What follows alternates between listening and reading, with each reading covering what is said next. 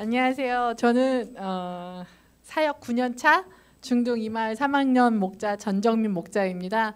저는 오늘 부모님과의 소통에 대해서 그렇게 준비하라고 말씀하셨는데 앞에서 박인만 목자님이 제일 키포인트, 제일 중요한 거는 다 말씀을 하신 것 같아요. 근데 제가 저를 돌아보면 이거를 이렇게 보면 어제 저희 윤대근 목자님이 2014년도에 저희가 세월호 사건 때문에 수련회를 못 갔어요. 그래서 본당에서 집회할 때의 그 영상을 이상현 목사님 뭐 멋있어요 이렇게 하면서 올리셨는데 그 영상을 보면서 제가 엉엉 울었습니다. 왜냐면 제가 문제의 학부모였거든요. 저희 아이가 중학교 2학년 그때 수련회 때 그때 뭐 엄마들 오셔서 애들 위해서 기도해 주시려면 오세요 했을 때 아이들은 앞에 있고 저는 뒤에서 그 아이들을 위해서 기도를 했던 엄마였어요. 근데 그 기도의 내용은 내 자식이 하나님을 잘 믿게 해주세요가 아니라 잘 먹고 잘 살게 해주세요. 그 기도를 했던 울면서. 근데 그 와중에 하나님은 기억하시고 저를 은혜의 자리로 인도하시고 그의 가을에 목자로 부름받고 왔습니다. 그래서 제가 목자로 올 때 저의 이제 리더분한테 어떡해요? 저는 아는 것도 아무것도 없는데 어떡하죠? 제가 이렇게 얘기를 했을 때 그 목자님이 딱 뭐라고 하셨냐면 딱 목자는 하나다. 이 아이들을 위해서 기도 많이 해주고 그 자리 지키는 거. 그게 목자가 할 역할이다. 뭐 다른 거 성경 말씀 잘 몰라도 돼. 이 말 한마디 때문에 와서 지금 9년 차. 그리고 남자 아이들만 맡고 있습니다. 그래서 부모와의 소통에 대해서 제가 그런 부모였기 때문에 사실은 저희는 아이들이 엄마 부모님들에게 교회에서 공지사항을 전달할 거라고 전혀 믿고 있지 않습니다.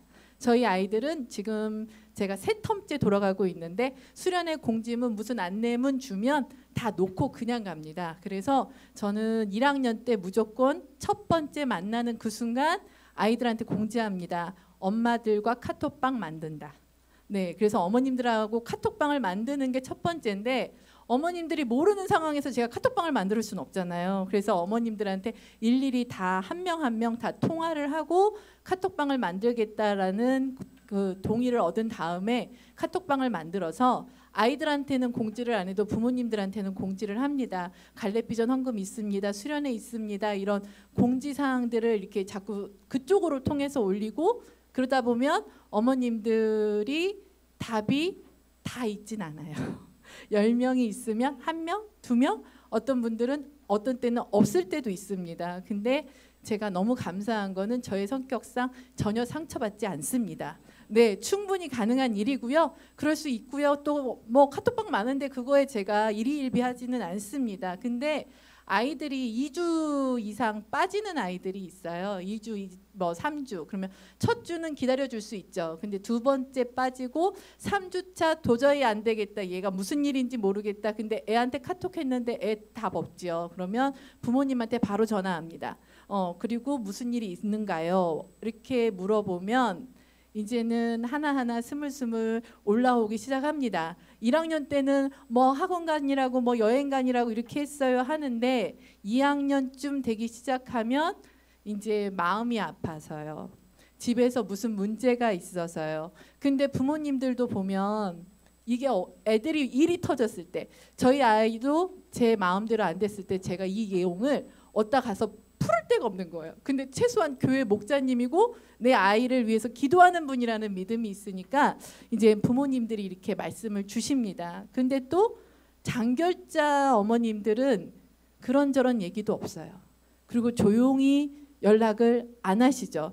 그러면은 저도 여전히 카톡도 하고 그래도 최소한 3개월 2달에 한 번 내가 당신과 당신의 아이를 잊고 있지 않다라는 거를 카톡으로 보내고 잘 지내시죠? 통화 가능하시면 언제든지 연락 주세요. 뭐 저는 언제든지 연락 받을 수 있는 준비가 되어져 있습니다라는 것들을 이렇게 항상 어머님들한테 공지를 하죠. 개인적으로 장결자분들은.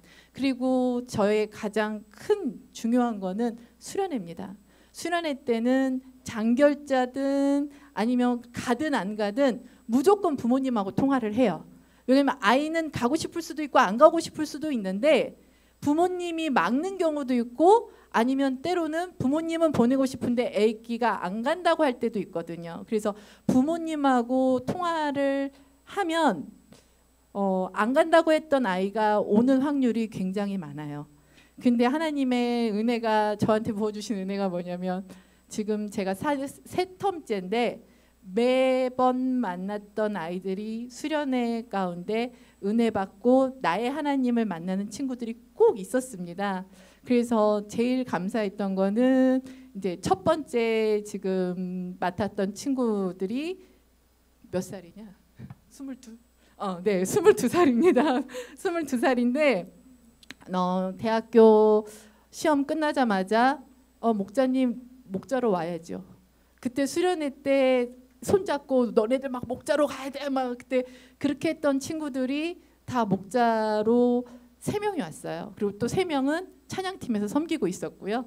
근데 그 친구들 어머님들하고도 지금까지도 연락을 합니다. 그리고 너무 감사한 건 한 친구가 그 어머니 고백이 수련회 가기 전에 이러고 째려봤대요, 엄마를. 근데 그 친구가 눈매가 좀 날카롭거든요. 그 목자님이 지금 군대에 있어서 지금 얘기하는 거예요. 굉장히 날카로웠는데 수련회 갔다 오고 눈이 이렇게 내려오고 그러면서 그 엄마가 목장원이었는데 목장 모임도 안 나가고 있었어요.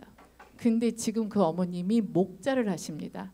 자매 목자를 하시고 그 친구를 통해서 그 가정이 변화되고 있고요. 그리고 또 한 친구 어머니는 목장원이었는데 작년에 아들이 이제 국내 선교 갔다 왔었거든요. 그래서 올해 그거에 도전을 받아서 그 어머님이 올해는 국내 선교를 갔다 오셨어요. 자매 목장에서.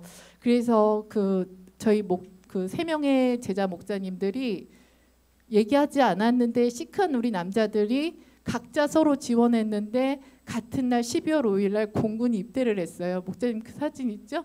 네.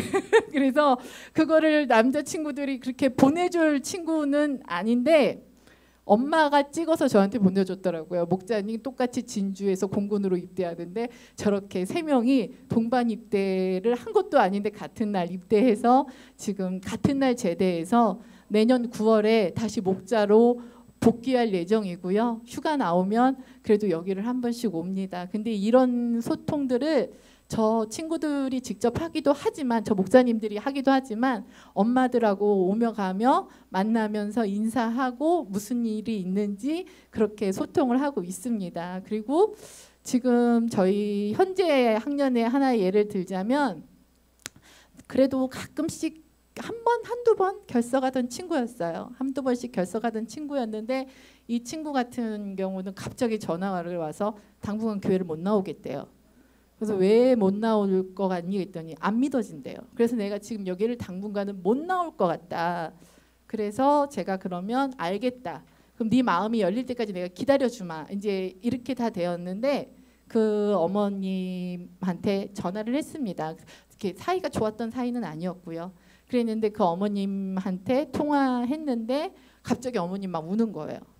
아기가 마음이 아픈 거죠. 그래서 마음이 아파서 교회를 안 나오게 됐고 그것 때문에 그 어머님이 계속 이제 울면서 아이 얘기를 하니까 그러면 이제 저는 할 수 있는 게 교회 나오세요. 수요 예배 나오세요. 수요 예배 나와서 우리 이상현 목사님한테 기도 받으십시다. 이렇게 해서 기도 받고 그리고 나서 저희 목자님들 중에 직장 목자님도 계실 것이고 자매 목자님도 계시고 목자님들 많으세요. 그래서 어머니 목장 있으세요? 이렇게 들어갑니다. 그래서 어머니 목장 있으세요? 그랬더니 10년째 저희 교회 다니는데 목장이 없으세요. 그래서 그 어머님이 목장이 없으셔서 계속 꾸준히 기도하고 그 만남 가운데 그 어머님이 저의 목장원이 되셨습니다.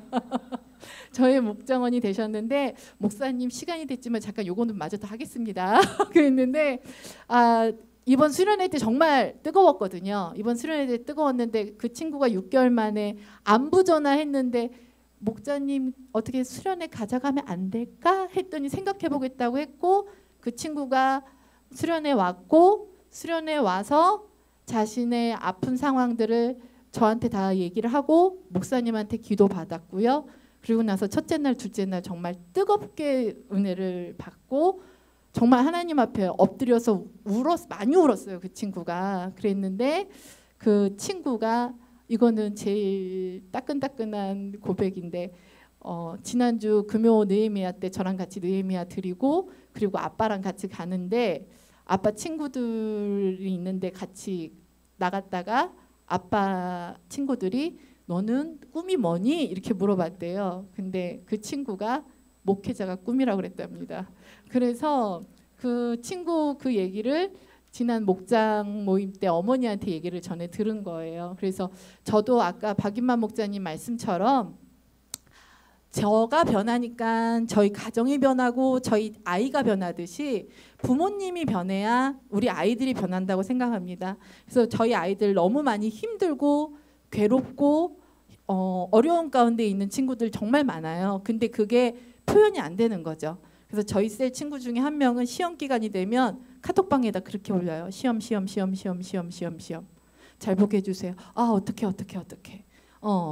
제가 모든 엄마들을 다 이런 식으로 다 관리를 할 수는 없지만 한 명이 바뀌면 그 목장이 바뀌고 한 명이 바뀌면 하나님 나라가 바뀐다고 저는 믿고 한 영혼을 위해서 기도하는 저희 목자가 돼야 되고 그 한 영혼을 위해서 정말 그 어머님들한테 자주 연락하고, 그래서 너무 감사한 건 목자 3명의 목자님들이 저의 제자들이 이렇게 돼 있다면 이제 목회자가 되겠다고 선언한 제가 목회자를 키워내는 목자가 될 수도 있겠구나 기대하면서 그 어머님한테 우리가 된다 안 된다 결정하는 건 하나님이시니 마음 앞에서 계속 응원하면서 기도하겠다. 그렇게 저희는 나갑니다. 그래서 어머님들 저희 학년에도 자매 목자님들이 3분 4분 계십니다. 어디 방황하시는 어머님들 있으면 연락 주세요. 목장의 문은 열려 있습니다. 감사합니다.